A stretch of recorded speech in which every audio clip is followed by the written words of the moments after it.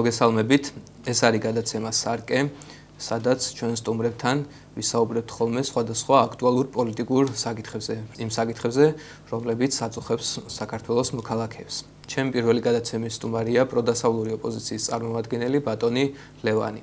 მოგესალმები, მივესალმები ჩვენს მაყურებლებს და მადლობა მოწვევისთვის, საინტერესოა ესეთი დისკუსიები.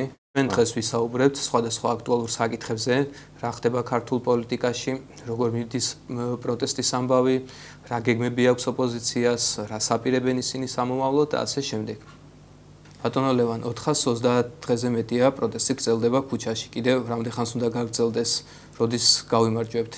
კი ბატონო, 430 დღეზე მეტია უკვე რაც უწყვეტი პროტესტი მიდის და ვხედავთ ჩვენ ამას, რაც ნიშანია იმისი და დასტურია, რომ ეს პროტესტი ადამიანებში არ ჩამკვდარა და დღემდე მიდის ბრძოლა, ეს იქნება ქუჩაში თუ სხვადასხვა ადგილებში. მიუხედავად იმისა, რომ ვხედავთ ხელისუფლება როგორ რეპრესიებს უწყობს მათ აპატიმრებს ტროტუარზე დგომის გამო, მაგრამ მიუხედავად ამ ყველაფრისა, ამ ადამიანებს არ ეშინიათ და გამოდიან ქუჩაში და თამამად დაფიქსირებენ აზრს. მაგრამ პროტესტს აშკარად მოაკლდა ხალხი, ხო, შემცირებული ახლა? კი, ზოგჯერ ასეც ხდება, იმიტომ რომ ამ აქციებს ახასიათებს როგორც აღმავალი ტენდენციები. ხან მოიმატეს აქციის რაოდენობა, ხან უფრო მოიკლებს, მაგრამ ეს ჩვეულებრივი პროცესია, მთავარია ჩვენ რომ არ შეგვეშინდეს, არ გავწყდეთ ამ პროცესში და თამამად შევძლოთ ჩვენი აზრის გამოხატვა და მათ შორის გავაგებინოთ უფრო მეტ ადამიანებს, რომ ჩაერთონ ამ პროცესში, გამოხატონ პროცესი და უფრო უნდა გავაფართოვოთ პროცესი.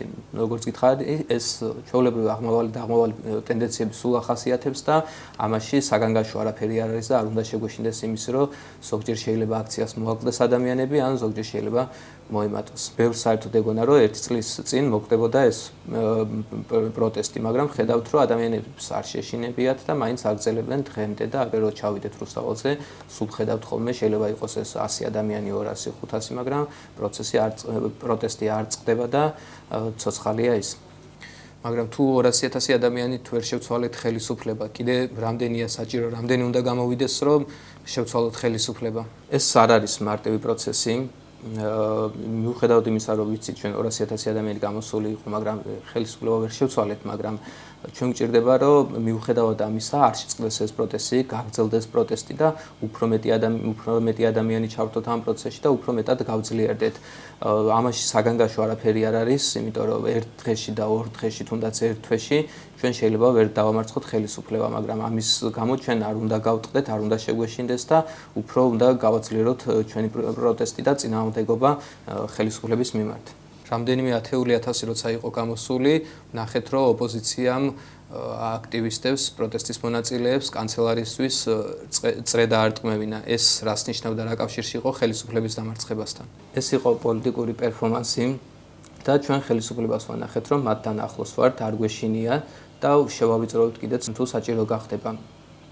ამით ჩვენ ერთგვარად დაბნეულობად შეგვაქვს ხელისუფლებაში ამ პერფორმანსების მოწყობით და სხვადასხვა კრეატიული მეთოდებით ჩვენ არ შეიძლება რომ ხელისუფლებას გავუმხილოთ გეგმები თუ რა გეგმები გვაქვს და რა შეიძლება ისინი მოელოდნენ ჩვენგან. ამიტომ ესეთი კრეატიული პერფორმანსებით საჭიროა და კარგი იქნება თუ მომავალშიც ბევრი გაიმართება. ახლა გავიგე თუ რა ჩანაფიქრი იყო და მეც ვიყავი იქ და ამაყივა რომ ამაში მივიღე მონაწილეობა. კი ბატონო, რეჟიმი უნდა დავღალოთ, იმიტომ რომ იმათაც ამოწურვადი რესურსი აქვთ და ჩვენ აქეთ უფრო მეტნი ვართ და თუ ჩვენ სულ გავაპროტესტებთ და ეს სხვადასხვა კრეატიული მეთოდებით მიუდგებით, მათ ფიზიკურად რესურსი არ ეყოფათ იმისთვის, რომ ჩვენ გაგვიმკლავდნენ. მაშინ კითხვა ასეთი ჩდება, როდის დავამარცხებთ ამ ხელისუფლებას, რა არის ამისთვის საჭირო? ამას ბევრი კითხულობს თუ როგორ დავამარცხებთ ხელისუფლებას, აი მათ შორის ადამიანებსაც აინტერესებთ, მაგრამ ამისთვის გამზადებული მზა რეცეპტი არ არსებობს. ვინც კი პოლიტიკოსები, ვინც კი იტყვიან, რომ ჩვენ გვაქვს მზა რეცეპტი და ვიცით, როდის დავამარცხებთ ან როგორ დავამარცხებთ ხელისუფლებას, მინდა გითხრათ, რომ ყველა იტყუება. ჩვენ გვჭირდება თავარია ჩვენ არ გავწყდეთ ამ ბრძოლაში, არ შეგვეშინდეს და სადაც შესაძლებელი იქნება, ყველგან დაუპირისპირდეთ ხელისუფლებას, ეს იქნება შიდა ფრონტზე თუ ასევე გარე ფრონტზე ჩვენს დასავლელ პარტნიორებთან. მაგრამ ამ ბრძოლას ხო ჭირდება გეგმები და რამე გეგმა თუ აქვს ოპოზიციას თუ არის ამაზე საუბარი? გეგმა არის აი ეს, რომ ჩვენ არ დავნებდეთ, არ გავწყდეთ და დაუპირისპირდეთ რეჟიმს. ასევე გეგმა არის ერთიანობა. მთავარი გეგმა რაც არის ოპოზიციისკენ არის ერთიანობა და ჩვენ ამის ისტორიული მაგალითებიც გვაქვს, სადაც გვინახავს, რომ სწორედ ერთიანობის შემდეგ დაგვიმარცხებია ხელისუფლება. ამიტომ მნიშვნელოვანია რომ ჩვენ გქონდეს ერთიანობა როგორც შიდა ქვეყნის მასშტაბით, რო დასავლეთ პოლიტიკოსებთან, სამოქალაქო საზოგადოებასთან, ჩვეულებრივ ადამიანებთან, ვისაც ეს ხელისუფლება აწუხებს, აქ უნდა მივაღწიოთ ერთიანობას. ასევე ჩვენ გვჭირდება გარე ერთიანობა ჩვენს დასავლეთ პარტნიორებთან და ჩვენ სულ ველაპარაკებით ამასთან დაკავშირებით და გვაქვს კოორდინაცია როგორც შიგნით, ასევე გარეთ. ესე იგი, გაერთიანებაშია გამოსავალი, როგორც სხვაებიც ამბობენ.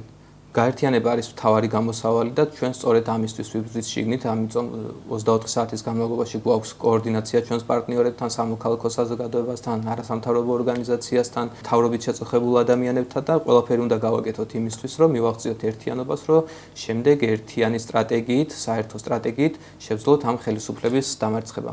არა, ესეთ გაერთიანებას რა აზრი აქვს თუ ოპოზიცია რაღაცა იდეის გაარჩევ არ გაერთიანდა? ჩვენ ისე არ არის რომ იდეები არ გვაქვს, რა თქმა უნდა ძალიან ბევრი იდეა გვაქვს, ვიცით როგორ შევცვალოთ ეს ქვეყანა, როგორ დავაბრუნოთ ის დემოკრატიულ რელსებზე და როგორ გადმოვიყვანოთ რუსეთიდან დასავლეთისკენ. მაგრამ ახლა ამ ეტაპზე როცა დღე-დღეზე შეიძლება ქვეყანა დავკარგოთ და ჩვენ არ გვაქვს ბევრი დრო, ამ ერთიანობა იდეებზე საუბრის დრო პრინციპში არ არის, იმიტომ რომ შეიძლება დღეს და ხვალ საერთოდ გავქრეთ და აღარ ვიყოთ, ამიტომ ჯერ ჩვენ ჭირდება რომ მივაღწიოთ ერთიანობა იმისთვის, რომ ეს ხელისუფლება დავამარცხოთ და როცა ხელისუფლებას დავამარცხებთ, ჩვენ დრო გვექნება იმისთვის, რომ ველაპარაკოთ ერთმანეთს, ადამიანებს ამ იდეებზე და რაც თავარია განვახორციელოთ ეს იდეები, იმიტომ რომ ჩვენ დეტალურად ვიცით, გვაქვს გეგმა ყველაფერი, როგორ უნდა შეიცვალოს ეს ქვეყანა იმის შემდეგ, რაც რეჟიმს ჩვენ ჩამოვაცვლით ძალაუფლებიდან. და ამ ერთიანობის შესახებ თუ მიდის დისკუსიები ოპოზიციაში თუ არის ამის განხილვა? რა თქმა უნდა, ჩვენ მუდმივი კოორდინაცია გვაქვს ჩვენს კოლეგებთან. საუბრებით ამაზე, ბევრს ვლაპარაკობთ, გვაქვს შიდა დისკუსიებიც, მათ შორის საკმაოდ მწვავე დისკუსიები და ასე ვთქვათ, აზრთა ჭიდილია შიგნით, თუ როგორ ჯობია, რომ შეცდომები არ დაუშვათ, რა გავაკეთოთ, საერთო სტრატეგია რა უნდა იყოს და ამაზე მუდმივად მიდის საუბარი და მათ შორის ამას მომავალში გაიგებენ კიდეც ადამიანები. თუ ხართ მზად რომ საჯაროდ ისაუბროთ ამის შესახებ და მიიღოთ დისკუსიებში ან დებატებში მონაწილეობა. ჩვენ დებატებს და დისკუსიებს არასოდეს არ გაურბივართ. ჩვენთანაც მიდის ახლა შიდა დისკუსიები, დებატები, მათ შორის საკმაოდ მწვავე დებატები თუ როგორ არის სწორი, რა სტრატეგია უნდა გქონდეს, ვისთან უნდა ვიყოთ, ვისთან უნდა ვითანამშრომლო და ასე შემდეგ, მაგრამ ესე გეგმას საჯაროდ ჯერჯერობით ვერ ვიტყვით და რაც ნაკლებ ადამიანს ეცოდინება ჩვენი გეგმის შესახებ, მით უკეთესი იქნება ეს. მათ შორის ეს საშუალებას მოგცეს, რომ ხელისუფლებამ ვერ გამოიცნოს ჩვენი ქმედებები თუ რას უნდა მოელოდნენ ისინი ჩვენგან და მოულოდნელობის ეფექტი გქონდეს ხელისუფლებასთან დაპირისპირებისას. თუ მათ ეცოდინებათ ჩვენი გეგმები, ისინი ყველანაირად ეცდებიან, რომ ეს გეგმა ჩაახშონ. და ამიტომ ჩვენ ახლა ჩვენთვის უნდა გავარკვიოთ ეს გეგმა, ჩვენ შევთანხმდეთ ამ გეგმაზე და როცა ხელისუფლებას დავამარცხებთ, მე თამამად შეგვეძლება ადამიანებთან ვილაპარაკოთ და გავაცნოთ თუ როგორ იმუშავა ჩვენ გეგმა და რაში მდგომარეობდა ჩვენი გეგმა. აქამდე ბევრი საუბრეთ გაერთიანების შესახებ. ვინ წარმოგიდგენიათ რომ უნდა გაერთიანდეს ის ხალხი, ვინც ერთმანეთს აქამდე ესე ცუდი სიტყვებით მოიხსენიებდნენ და ვინც ერთმანეთს აგინებდა, ეს ხალხი უნდა გაერთიანდეს? ყველა უნდა გაერთიანდეს, ვისაც ეს ქვეყანა უყვარს, არ უნდა რუსული რეჟიმის ქვეშ ცხოვრება. ჩვენ გვინახავს, რომ ადრესები პოლიტიკოსები ერთმანეთს ლანძღავდნენ, სხვადასხვა სიტყვებით მოიხსენიებდნენ, არა მარტო საქართველოშიც, სხვა ქვეყნებშიც, მაგრამ როცა საერთო მტერი იყო და როცა საერთო მტერს უპირისპირდებოდნენ, არასოდეს არ ყოფილა პრობლემა, რომ ეს ადამიანები ერთად დამწყდარიყვნენ, გაერთიანებულიყვნენ და ერთად ებრძოლათ საერთო მტრების წინააღმდეგ. ეს ერთმანეთს რო პოლიტიკოსები შეიძლება ლანძღავენ დღესაც, მაგრამ ეს არის ჩვეულებრივი პოლიტიკური განცხადებები და ამას ყურადღება არ უნდა მივაქციოთ. თუ ეს ადამიანები ხალხ გვერდში დადგებიან და სწორი გზით ივლიან და დაუპირისპირდებიან ხელისუფლებას, მსგავსი განცხადებები საერთოდ არ არის ყურადღების მისაქცევი. და ხო არ უშვებთ, რომ რამე შეცდომებს უშვებს ოპოზიცია ამ პროცესში, რადგან გამარჯვებას ვერ მიაღწია ჯერჯერობით. შეცდომას ყველა უშვებს პრინციპში და განსაკუთრებით ის ადამიანები, ვინც რაღაცას აკეთებს, შეცდომას არ დაუშვებთ იმ შემთხვევაში, თუ ჩვენ არაფერს არ გავაკეთებთ, ფეხზე გადავიდებთ და დაველოდებით, მაგრამ ჩვენ თუ გვინდა რამე შევცვალოთ, რაღაცა გავაკეთოთ, ამ პროცესში შეცდომების დაშვება ბუნებრივია და ამაში არაფერი განსაკუთრებული არ არის. თავარია ჩვენ ვისწავლოთ ჩვენ შეცდომებზე და შემდეგში არ გავიმეოროთ ეს დაშვებული შეცდომები, ამიტომ შეცდომებს ჩვენ არ უნდა შეგვეშინდეს და მართლაც შეცდომას არ უშვებს ისინი, არ უშვებენ ისინი, მხოლოდ ვინც არაფერს არ აკეთებენ.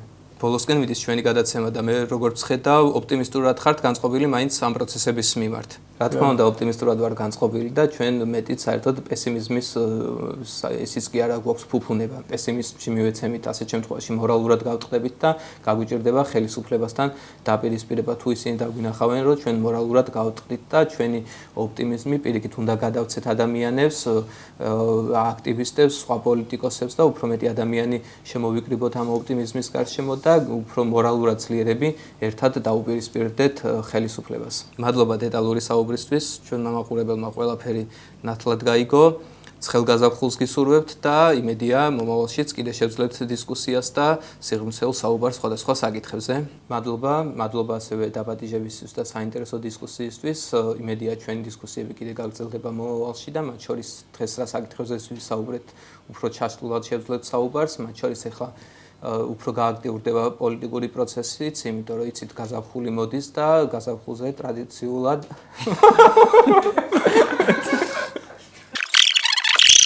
იცით რომ გაზაფხული მოდის და გაზაფხულზე უფრო ფართოვდება ტრადიციულად პროტესტის კერები, მათ შორის საშუალება გვექნება რომ რეგიონებში გავიდეთ, უფრო მეტ ადამიანებს ვესაუბროთ და ეს უფრო გააქტიურდება პოლიტიკური პროცესიც, რაც უფრო საინტერესოს გახდის შემდეგ დისკუსიებსაც. მადლობა ჩვენს მაყურებლებს, დროებით შემდეგ გადაცემამდე.